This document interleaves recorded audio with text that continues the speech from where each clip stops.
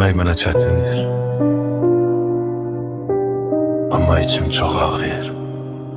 Mən istəmirəm küçədə başımı yerə salım, arxamca desinlər bu onun oğludur. Mən istəmirəm barmaqla göstərsinlər, sanki günah mənimdir, sanki mən səhvəm. Mən sənin ucbatından ağlamaq istəmirəm, başım aşağı gəzmək istəmirəm ana. Mən sadəcə uşağam, eşidirsən məni, bu yük çiyinlərim üçün çox ağırdır.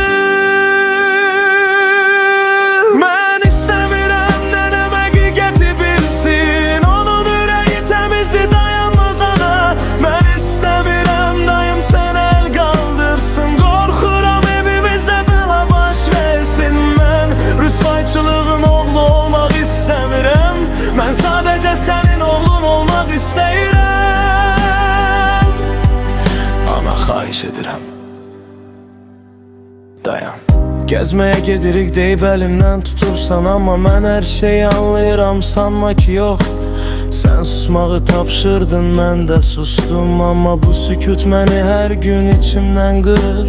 Mən görməməli olduğum şeyləri gördüm, bilməməli olduğum sözləri eşitdim ana. Mənim üçün tezdir böyümək, mən uşaq qalmaq istəyirəm biraz da.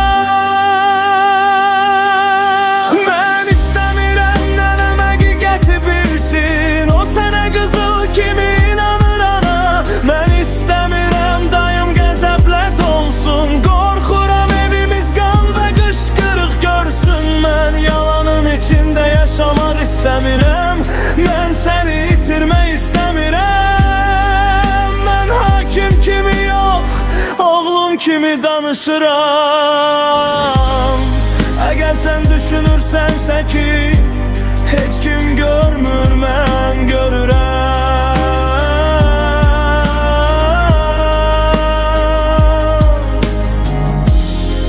Əgər düşünürsənsə ki bu ağrıtmır, hayır çok ağrır.